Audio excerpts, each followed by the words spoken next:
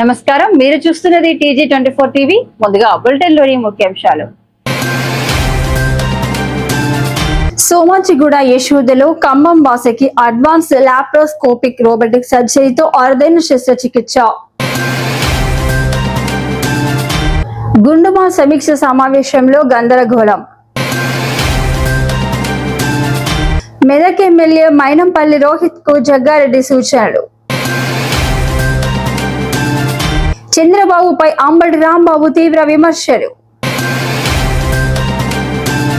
TG EdCET 2026 ఫలితాలు విడుదల. 96.95% ఉత్తీర్ణత.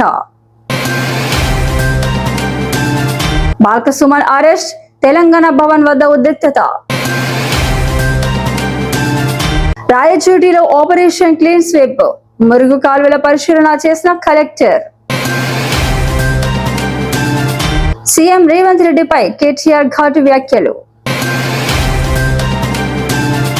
ఖమ్మం యశోద మెడికల్ సెంటర్ లో ఏర్పాటు చేసిన విలేకరుల సమావేశంలో హైదరాబాద్ సోమాజిగూడ యశోద హాస్పిటల్స్ లాపరోస్కోపిక్ మరియు robotic surgeon doctor why Shriman Narayana మాట్లాడుతూ, ఇటీవలే ఖమ్మం ప్రాంతానికి చెందిన ఒక పేషెంట్ పిత్తాశయం క్యాన్సర్ తో యశోద హాస్పిటల్ ను సంప్రదిస్తే ఆమెకు లివర్ ఫంక్షన్ టెస్టులు చేసి అడ్వాన్స్ లాపరోస్కోపిక్ రోబోటిక్ సర్జరీతో అరుదైన శస్త్రచికిత్స అందించామని పేర్కొన్నారు. ఈ రోజుల్లో గ్యాస్ట్రిక్ క్యాన్సర్లు చాలా ఎక్కువగా ఉన్నాయని, సమయానికి ఆహారం తీసుకోకపోవడం వల్ల జంక్ ఫుడ్, సిగరెట్స్, మద్యపానం మరికొంతమందికి వారసత్వంగా ఆడవాళ్లకు, మగవాళ్లకు అందరికీ వస్తుందని తెలిపారు. మన యశోద హాస్పిటల్ హైదరాబాద్ సోమాజిగూడలో అడ్వాన్స్ కీమోథెరపీ, రేడియోథెరపీ మరియు అన్ని విధాల క్యాన్సర్లకు అతి తక్కువ ఖర్చుతో వైద్య సదుపాయం అందుబాటులో ఉంది అని అన్నారు. కార్యక్రమంలో శ్రీధర్ రావు, నాగార్జున, బాలకృష్ణ పాల్గొన్నారు. హలో అండి, నేను doctor Sriman Narayana, surgical gastro and laparoscopic surgeon, robotic surgeon, Yashoda hospital సోమస్. సో నార్మల్ గా ఈ రోజుల్లో కామన్ గా ఏమవుతుంది అంటే గ్యాస్ట్రిక్ క్యాన్సర్స్ ఎక్కువైపోతున్నాయి అనమాట. లైక్ మనం స్పైసీ ఫుడ్ తినడం వల్ల కానీ, లేకపోతే టైం ఫుడ్ తినకపోవడం వల్ల కానీ, ఆల్కహాల్ ఎక్కువ తీసుకునే వాళ్ళు ఎక్కువైపోతున్నారు, smoking. So even male females ఇద్దరు కూడా తీసుకునే వాళ్ళు ఎక్కువైపోవడం వల్ల మనకి స్టమక్ సంబంధించిన cancers like food pipe cancers కానీ, ఈసోఫాగస్ క్యాన్సర్ అంటాము, gallbladder cancer, stomach cancers, intestine cancer, పెద్దపేగు క్యాన్సర్ లైక్ కోలన్ క్యాన్సర్ కానీ, మోర్ కామన్ గా ఇప్పుడు వస్తుంది ఏంటంటే గాల్ బ్లాడర్ కి ప్యాంక్రియాస్ కూడా క్యాన్సర్ ఎక్కువ మందిని చూస్తున్నాం ఇప్పుడు అనమాట.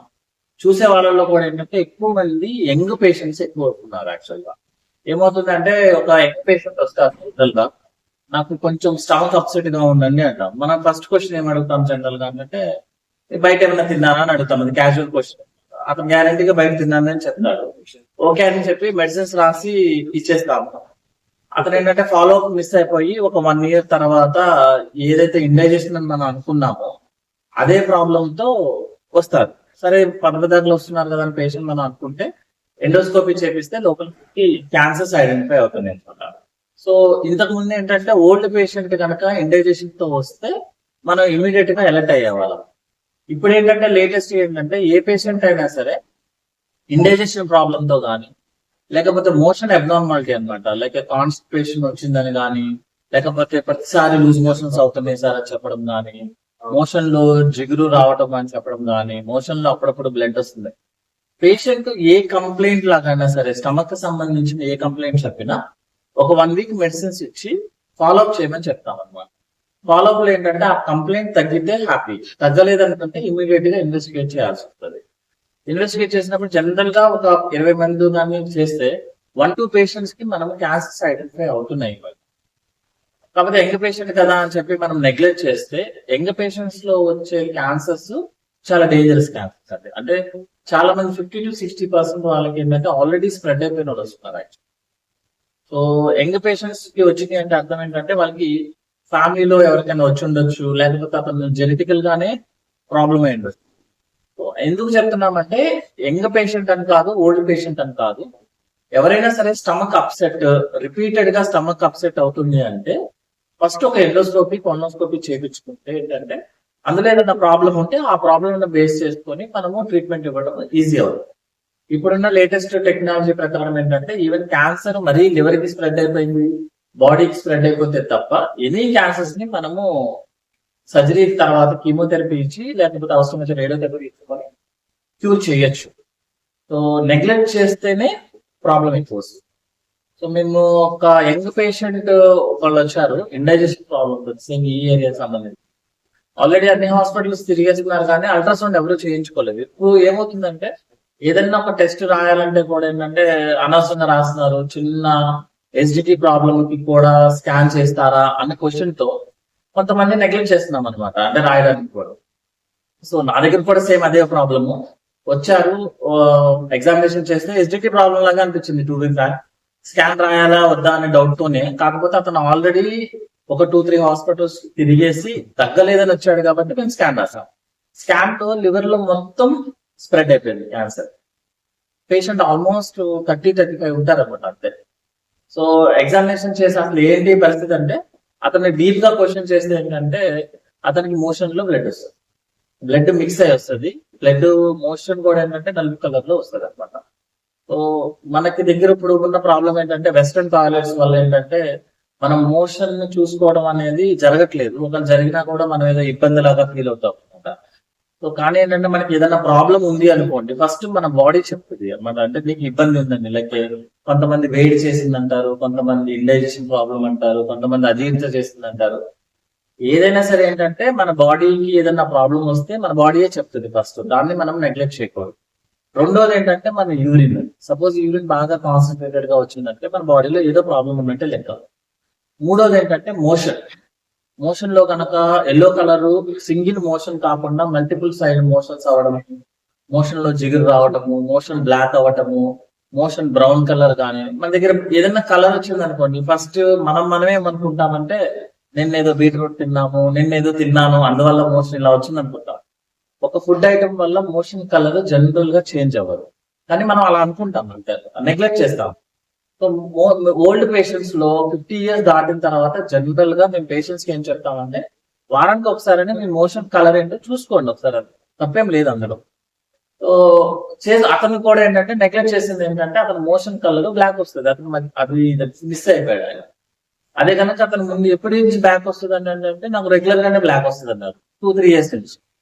సో అతన్ని 2-3 years ముందే ఐడెంటిఫై చేసేవాళ్ళం. తర్వాత కీమోథెరపీ ఇచ్చాము, బాగానే సెట్ అయ్యింది, సర్జరీ చేసాము, is now okay. But problem ఏంటంటే వీళ్ళకి జనరల్ గా మళ్ళీ వచ్చే ఛాన్సెస్ ఎక్కువ ఉంది.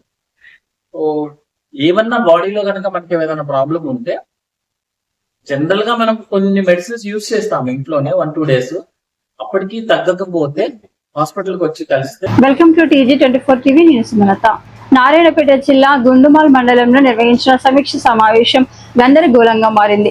గుండుమాల్ రైతు వేదికలో ఎంపీడీఓ అధ్యక్షతన వివిధ శాఖల అధికారులతో ఈ రివ్యూ మీటింగ్ జరిగింది. ఈ సమావేశానికి కాడా కార్యాలయం నుంచి ప్రత్యేక అధికారి వెంకటరెడ్డి ముఖ్య అతిథిగా హాజరయ్యారు. అలాగే జిల్లా కాంగ్రెస్ పార్టీ ఎస్సీ డిపార్ట్మెంట్ జిల్లా చైర్మన్ డాక్టర్ బట్టగాల వెంకటయ్య, గుండుమాల్ సర్పంచ్ శ్రీశైలమ్మ, మండల కాంగ్రెస్ అధ్యక్షుడు విక్రమ్ రెడ్డి, తహసీల్దార్ భాస్కర్ స్వామి, ఎంపీడీఓ వేణుగోపాల్ రెడ్డి, మాజీ MPP Madhukar Rao, AK sports chairman Anjaiah Yadav తదితరులు పాల్గొన్నారు. మండలంలోని అన్ని గ్రామ పంచాయతీల సర్పంచ్లు, వివిధ శాఖల అధికారులు కూడా సమావేశంలో హాజరయ్యారు. ఈ సందర్భంగా ప్రభుత్వం నుంచి మంజూరైన నిధుల వినియోగం, పెండింగ్ నిధులు, అభివృద్ధి పనుల పురోగతి వంటి అంశాలపై చర్చించారు.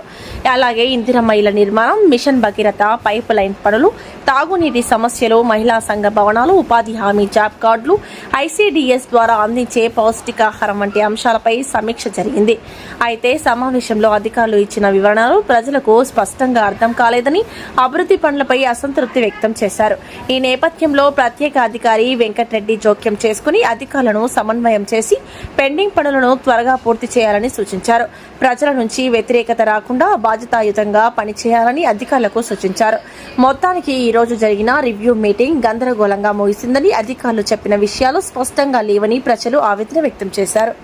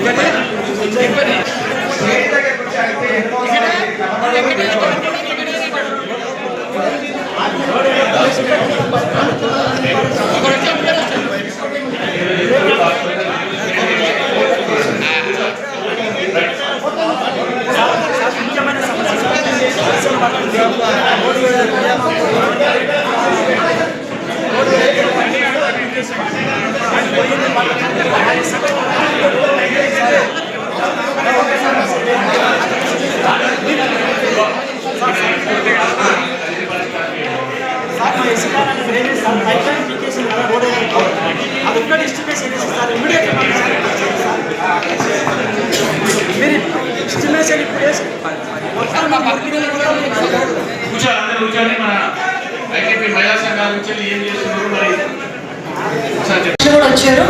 సో హాఫ్ డిస్ట్రిబ్యూషన్ అయిపోయింది సార్, ఇంకా హాఫ్ పెండింగ్ ఉంది, ఇంకా మనకు స్టాక్ రాలేదు సార్. ఇంకా రాబోయే సీజన్ సంబంధించి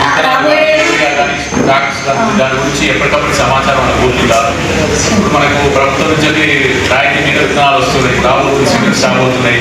వచ్చినప్పుడు కానీ నా యొక్క ఈ సభావికరించి మీకు సర్పంచ్ అందరికీ తెలియజేస్తుందంటే ప్రభుత్వం నుంచి సబ్సిడీ మీద వచ్చే ఏ విత్తనాలు కానీ లేకపోతే యంత్ర పరికరాలు కానీ వాళ్ళకి సమాచారం ఇవ్వండి. ఇగో మన మండలానికి ఇన్ని యూనిట్స్ వచ్చినాయి, వస్తే వాటిని ఆల్రెడీ కొందరు అప్లై చేసుకున్న వాళ్ళు ఉంటారు, అప్లై చేసుకున్న వాళ్ళకి ఇవ్వడమా లేకపోతే లబ్ధిదారులను సెలెక్షన్ చేయడమా అనేది ఉంటుంది. వాళ్ళకి ఇన్ఫర్మేషన్ అంటే వాళ్ళు కూడా వాళ్ళు మా ఊరు కూడా 2 కావాలి 1 కావాలి 3 కావాలని అడుగుతారు, వాళ్ళు కూడా ఆశ ఉంటుంది కాబట్టి సమాచారం అందించారు. ఎఫ్ఎం స్కీమ్ సర్పంచ్లు రాకముందు వచ్చింది సార్, అలాగే సర్పంచ్లు రాకముందే కంప్లీట్ అయిపోయింది సార్. నెక్స్ట్ స్కీమ్ వచ్చినప్పుడు మేము ఖచ్చితంగా ఇన్ఫార్మ్ చేస్తాం సార్.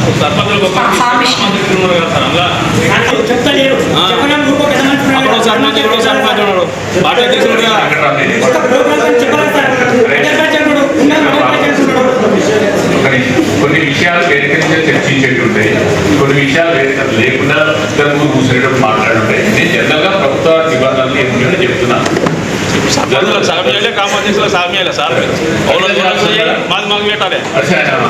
నెక్స్ట్ మనకి రెడ్ గ్రామ్ కందులు పెసర్లు రాబోతున్నాయి, ఇంకా రాలేదు మనకి ఇండెంట్. ఇంకా జిప్సమ్ ఆల్రెడీ ఉంది. కందులో ఎప్పుడు వచ్చినాయి, అందరు పోసిన తర్వాత వచ్చింది. ఎవరికి ఇచ్చిండ్రు? ఇంకా స్టాక్ పోయినసారి స్టాక్ ఇవ్వండి సార్. 50 రైతులు 50 కంటే రాత్రి తీసుకొని చెప్పు.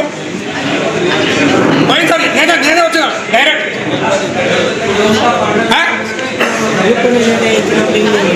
కాదు, నేనే వచ్చి అడిగిన.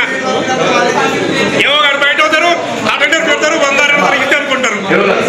ఈ సీజన్ సమయానికి వాళ్ళకు రైతులకు అందజేసినట్లయితే ఈ సీజన్లో వర్షాలు పడిన తర్వాత దున్నేటప్పుడు సమయానికి అందజేస్తే వాళ్ళు కూడా వాటి స్కీమ్ యొక్క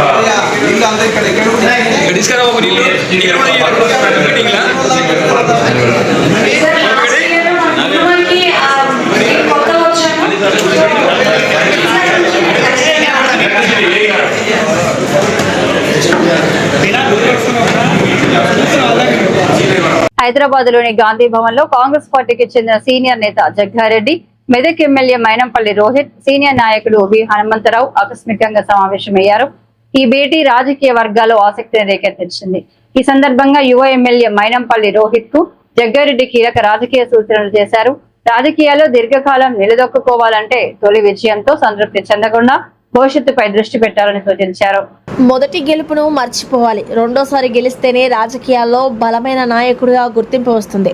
రెండో ఎన్నికను కూడా మొదటి ఎన్నికలాగే భావించి అదే కసి పట్టుదలతో ప్రజల్లో పనిచేయాలి. ప్రజల విశ్వాసాన్ని నిలబెట్టుకుంటూ ముందుకు సాగితేనే రాజకీయ భవిష్యత్తు బలపడుతుంది అని జగ్గారెడ్డి పేర్కొన్నారు. యువ నాయకులు ప్రజలకు మరింత చేరువ కావాలని, పార్టీ బలోపేతం కోసం కృషి చేయాలని ఆయన సూచించారు.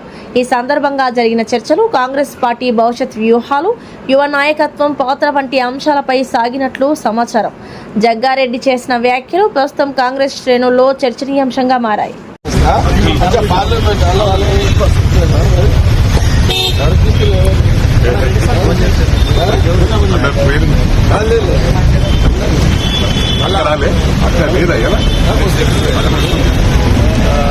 మనము మొదటిది సక్సెస్, రెండోది సక్సెస్ అయినప్పుడే మనము రెండోసారి గెలిచినప్పుడే మొదటిది అయిపోతుంది, రెండోసారి గెలిచినప్పుడే అది నిలబడుతుంది. అది అసలు గెలిచినాగానే తీసేసింది. వల్ల నెక్స్ట్ ఇంపార్టెంట్. ఇప్పుడు నెక్స్ట్ గెలవాలి, అది ఇంపార్టెంట్. దానికి ఎట్లా పోవాలనేది చూసుకోవాలి. అది నువ్వు చూసుకోవాలి, ఆయన సపోర్ట్ తీసుకోవాలి. నేను అక్కడ చెప్పినా ఆంధ్రప్రదేశ్ మాజీ మంత్రి అంబటి రాంబాబు ముఖ్యమంత్రి నారా చంద్రబాబు నాయుడుపై తీవ్ర విమర్శలు గుప్పించారు. చంద్రబాబు రాజకీయ జీవితం అంతా వెన్నుపోటు రాజకీయాలతో నిండిపోయిందని ఆయన ఆరోపించారు. అంబటి రాంబాబు మాట్లాడుతూ ఇందిరాగాంధీ ఆదేశిస్తే తన మామ తెలుగుదేశం పార్టీ వ్యవస్థాపకుడు ఎట్టి రామారావును ఓడిస్తానని ఒకప్పుడు చంద్రబాబు చెప్పారని, అనంతరం కాంగ్రెస్ పార్టీకి వెన్నుపోటు పొడిచి టీడీపీలో చేరారని అన్నారు. అంతేకాకుండా తర్వాత అదే ఎన్టీఆర్ గారిని కూడా వెన్నుపోటు పొడిచి పార్టీని తన ఆధీనంలోకి తీసుకున్న చరిత్ర చంద్రబాబుదేనని విమర్శించారు. వెన్నుపోటు రాజకీయాలకు ప్రతీకగా నిలిచిన వ్యక్తి చంద్రబాబేనని, అలాంటి చరిత్రను పక్కన పెట్టి వైఎస్ఆర్ కాంగ్రెస్ పార్టీపై విమర్శలు చేయడం విడ్డూరంగా ఉందని పేర్కొన్నారు.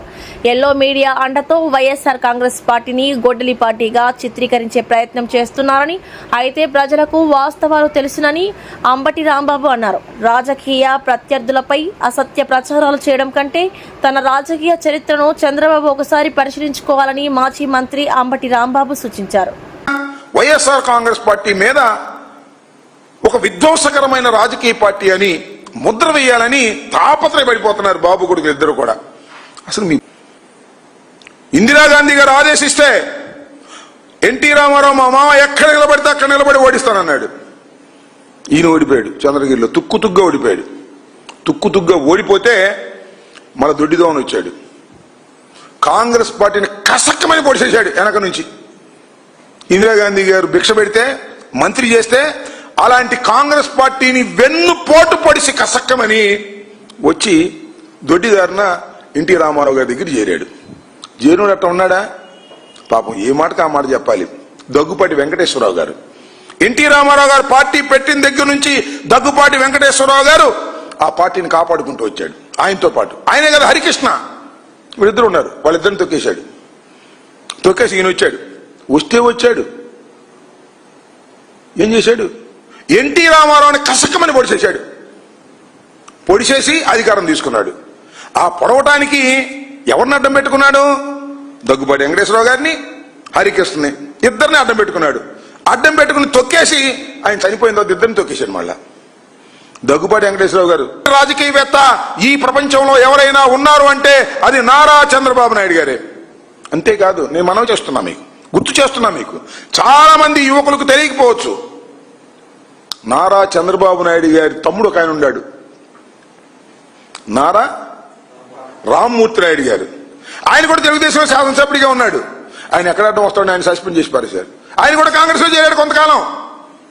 ఇలాంటి నీచ రాజకీయాలు, దుర్మార్గమైన రాజకీయాలు ఆడింది మీరు. అంతేకాదు 2009లో అంతేనా, 2019లో గుర్తులేదు చెప్తా, రాజశేఖర రెడ్డి గారి మీద పోటీ చేయటం కోసం పార్టీలో పట్టు లేకపోతే జూనియర్ ఎన్టీఆర్ని తీసుకొచ్చుకున్నావు. గుర్తుందా మీకు? జూనియర్ ఎన్టీఆర్ని పాపం తిప్పనంతా తిప్పాడు. ఎన్టీ రామారావు గారు పోలికలు ఉన్నాయి కాబట్టి ఇతను మనకు ప్రమాదం లేదనుకుని తిప్పాడు. పాపం అతను యాక్సిడెంట్ అయింది, హాస్పిటల్ పాలు కూడా అయ్యి చాలా అనారోగ్యానికి గురయ్యాడు. తర్వాత అతను దొక్కాడు, మామూలు దొక్కుడు కాదు. ఎందుకు దొక్కాడు తెలుసా? నారా లోకేష్ గారికి ఎక్కడన్నా వస్తాడో, ఎన్టీ రామారావు గారు పోలికలు ఉన్నాయి జూనియర్ ఎన్టీఆర్కి, పార్టీ అంతా ఆయన పడిపోద్దాం, ఆయన అమ్మడిపడని నారా లోకేష్ ని తొక్కేసినటువంటి దుర్మార్గం కసక్కన పడి చేసావు కదా. అసలు నైతికత అసలు ఉందా నీకు? నీ బామ్మర్దిని, నీ బామ్మర్ది కొడుకుని, నీ తోడెల్లుణ్ణి, నీ వదిన్ని, నీ తమ్ముణ్ణి, ఇంతమందిని దారుణంగా రాజకీయంగా పొడిసేసినటువంటి వ్యక్తివి నువ్వు. ఇవాళ మమ్మల్ని అంటున్నావు గొడ్డల పార్టీ, పార పార్టీ అని. నీకన్నా దౌర్భాగ్యమైన రాజకీయాలను నడిపినటువంటి వ్యక్తులు, అధికారం కోసం ఏ గడ్డైనా కరిచేటటువంటి మనస్తత్వం కలిగినటువంటి వ్యక్తులు, నిన్ను మించిన వాళ్ళు ఈ రాష్ట్రంలో, ఈ దేశంలో ఎక్కడా లేరనే విషయాన్ని దయచేసి గమనించమని కూడా. చంద్రబాబు నాయుడు గారి దుర్మార్గమైన, మోసపూరితమైన పరిపాలనకు వ్యతిరేకంగా పెద్ద ఎత్తున వైఎస్ఆర్ కాంగ్రెస్ పార్టీ నిరసన తెప్పేటటువంటి కార్యక్రమం చేస్తుంది. అన్నిటినీ ఎండగట్టేటటువంటి కార్యక్రమం చేస్తాం. నాకు తెలిసినంత వరకు భారతదేశ చరిత్రలో ఏ ప్రభుత్వం కూడా 2 సంవత్సరాల్లో ఇంత భయంకరమైనటువంటి యాంటీ ఎస్టాబ్లిష్మెంట్ తెచ్చుకున్నటువంటి రాజకీయ పార్టీ ఏది లేదు. ఈ కూటమే, బాబు కొడుకులు ఇద్దరే. దాని మీద మేము ఇవాళ నిరసన కార్యక్రమాలు చేస్తున్నాం. దాన్ని డైవర్ట్ చేసే కార్యక్రమాలు, ఎవరో ఒకరిని అరెస్ట్ చేయటం, లేదా ఎవరో ఒకరి మీద ఎంక్వైరీ వేయటం, ఎవరో ఒకరి మీద పిలిపించటం, ఒక సిట్ వేసి అది సిట్ స్టాండ్గా పెట్టుకోవటం. ఇవాళ కె నాగేశ్వరరావు జగన్మోహన్ రెడ్డి గారి పొలిటికల్ అసిస్టెంట్, ఆయన నోటీస్ ఇచ్చారు. సిట్ పిలిచారు. సిట్ పిలవంగా లోపల వాళ్ళు కథ రాస్తారు, బయట మన ఆంధ్రజ్యోతి రాధాకృష్ణ, మన కిరణ్ వీళ్ళు ఒక చోరీలు రాస్తారు. ఫ్రంట్ పేజీలో డైవర్ట్ చేసేటువంటి కార్యక్రమం, భయపెట్టేటువంటి కార్యక్రమం. అదేవిధంగా మన అధికార ప్రతినిధిగా ఉన్న శివశంకర్ రెడ్డి మన ఆఫీసులో పనిచేస్తాడు. వీళ్ళ మీద స్టోరీలు రాసి భయపెట్టాలని ప్రయత్నం చేస్తారు. పిచ్చోళ్ళారా, ఈ ఆంధ్రజ్యోతి, ఈనాడు, సిట్టు స్టాండులు రాసే మజబ్ ట్యాంక్ ఉన్నత విద్యా మండలి కార్యాలయంలో టీజీ ఎడ్సెట్ 2026 ఫలితాలను చైర్మన్ ప్రో బాలకృష్ణారెడ్డి విడుదల చేశారు. పరీక్షకు హాజరైన 29,342 మందిలో 28,446 మంది అర్హత సాధించగా ఉత్తీర్ణత శాతం 96.95గా నమోదైంది. 2 ట్రాన్స్జెండర్ అభ్యర్థులు కూడా క్వాలిఫై అయ్యారు. బానోత్ అజిత్ సాయి కృష్ణ తొలి ర్యాంకు, అల్లాడి ఆదర్శ్ కృష్ణ 2వ ర్యాంకు సాధించారు.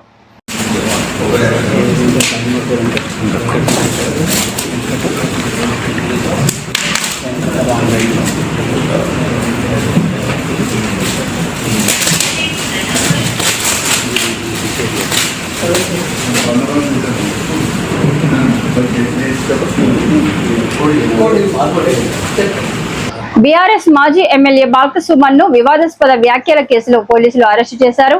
ఆయనను అదుపులోకి తీసుకునేందుకు హైదరాబాద్ లోని తెలంగాణ భవన్ కు చేరుకున్న పోలీసులకు బీఆర్ఎస్ శ్రేణులు అడ్డుపడ్డారు. దీంతో అక్కడ కొంత ఉద్రిక్తత పరిస్థితి నెలకొంది. పోలీసులు బీఆర్ఎస్ కార్యకర్తలను బలవంతంగా పక్కకు తప్పించి బాల్క సుమన్ ను అదుపులోకి తీసుకుని పోలీస్ స్టేషన్ కు తరలించారు.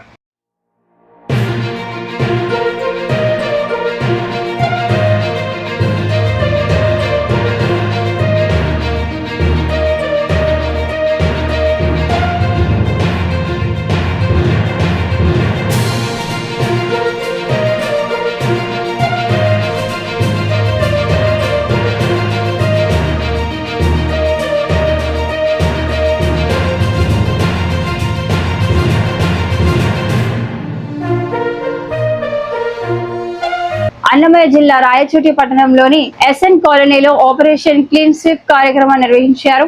పట్టణంలోని ఎస్ఎన్ కాలనీలో మురుగు కాలువలు శుభ్రం చేస్తున్న పనులను కలెక్టర్ నిశాంత్ కుమార్ పరిశీలించారు. మురుగు కాలువల్లో నిల్వ చేసిన మట్టి చెత్త చెదారాన్ని తొలగించాలని మున్సిపల్ అధికారులకు ఆదేశించారు. పట్టణంలో 120 కిలోమీటర్ల మేర ఉన్న మురుగు కాలువలను శుభ్రం చేయించాలని కమిషనర్ రమణారెడ్డిని ఆదేశించారు. జిల్లాలోని మదనపల్లి, రాయచోటి, పుంగనూరు, బి కొత్తకోట పురపాలకల్లో ఆదివారం పరిసరాల పరిశుభ్రతపై స్వచ్ఛంద సంస్థలు, ఎన్సీసీ, ఎన్ఎస్ఎస్, ఇతర సేవా సంస్థలతో పాటు పురపాలక సిబ్బంది ప్రత్యేక డ్రైవ్ నిర్వహించి పరిసరాలను శుభ్రం చేయాలని జిల్లాలోని అన్ని మున్సిపల్ కమిషనర్లను ఆదేశించారు. అధికారులు చేపడుతున్న పరిసరాల పరిశుభ్రత కార్యక్రమానికి ప్రజలు కూడా సహకరించి ఇళ్లలోని చెత్తను ములుగు కాలువలో వేయకుండా పురపాలక పారిశుద్ధ కార్మికులకు అందించాలని కలెక్టర్ సూచించారు. పరిసరాల పరిశుభ్రంగా ఉన్నప్పుడే ప్రజల ఆరోగ్యం బాగుంటుందని కలెక్టర్ నిశాంత్ కుమార్ తెలియజేశారు.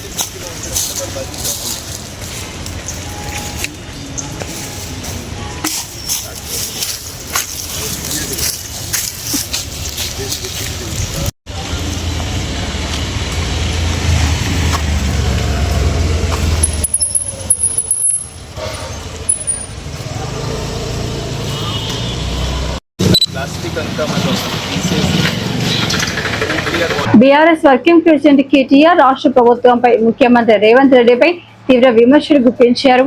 జీవో నంబర్ 17 అంశంపై మాట్లాడుతూ సామాజిక న్యాయం కోసం తమ పోరాటం కొనసాగుతుందని స్పష్టం చేశారు.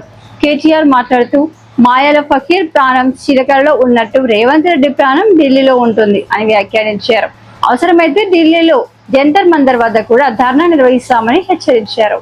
అవసరమైతే నేను ప్రవీణ్ కుమార్ గారిని కోరుతా ఉన్నా, ఇక్కడ కాదు అది అంటారు చూడు, చిల్క ప్రాణం మాయల ఫకీర్ ప్రాణం చిల్కలు ఉన్నట్టు రేవంత్ రెడ్డి కథ ఎక్కడ ఉంటుందంటే ఢిల్లీలో ఉంటుంది. కేంద్ర పత్రం అవసరమైతే జంతర్ మంతర్ కోదాం, ఢిల్లీ కోదాం, విడిచిపెట్టద్దు. ఏదో ఇందిరా పాలకాడికి వచ్చినాం కదా, వీడికి అయిపోయింది కదా, ఇక చాలు కదా అంటే కాదు. ఖచ్చితంగా జీవో నంబర్ 17 రద్దయ్యేదాకా, రేవంత్ రెడ్డికి బుద్ధి వచ్చేదాకా, వాళ్ళు చెప్పినట్టు ఎస్సీ ఎస్టీ డిక్లరేషన్ లో ఖచ్చితంగా 30% ఎస్సీ ఎస్టీలకు, బీసీ డిక్లరేషన్ లో చెప్పినట్టు 42% బీసీలకు కాంట్రాక్టులు వచ్చేదాకా ఇడిచిపెట్టద్దు. రాహుల్ గాంధీని, మల్లికార్జున్ ఖార్గేని వదిలిపెట్టకుండా పోరాటం చేస్తేనే, చివరి దాకా లక్ష్యం సాధించేదాకా పోరాటం చేస్తేనే అది ధీరోదాత్తుని లక్షణం. మధ్యలోనే ఒకరోజు గడబడి చేసినామా, ఆర్ఎస్పీ పిలిచింది కాబట్టి వచ్చినామా, అట్లా కాదు. ఆర్ఎస్పీకి ఏం బాధ ఇయ్యాలా, ఆయనకేం బాధ అంటున్నా, ఆయనకేం అవసరం ఉంది ఇవాళ ఈ ఎండలో మీతో వచ్చి కూర్చున్నందుకు? మీరు బాగుండాలనే కదా, మీరు బాగుండాలి, మీలాగా ఇంకా వేలాది మంది బాగుపడాలని ఆరాటం తప్ప ఇంకోటి కానే కాదు కదా.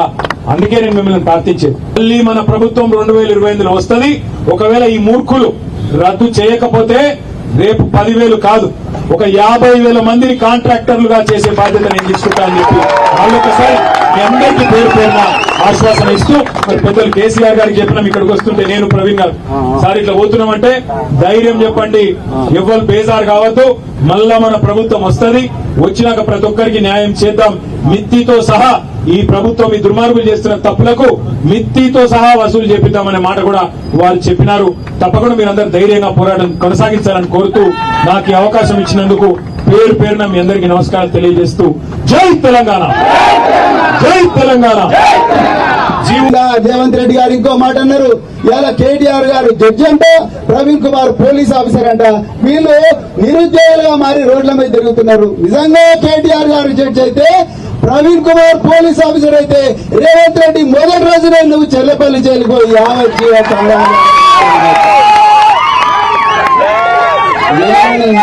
చేసినావు నాయన, నువ్వు ఎన్ని నేరాలు చేసినావు. నిజంగా కేటీఆర్ గారు మంచి మనిషి కాబట్టి ఇన్ని రోజులు బయటలో రేవంత్ రెడ్డి నువ్వు నిజంగా జడ్జి అయ్యి మాలాంటి వాళ్ళు పోలీస్ ఆఫీసర్ల ఈ దస్త్రాలన్నీ కూడా నువ్వు చేసిన కుంభకోణాలన్నీ కూడా భూతత్వం కూడా పెట్టాల్సిన అవసరం లేదు.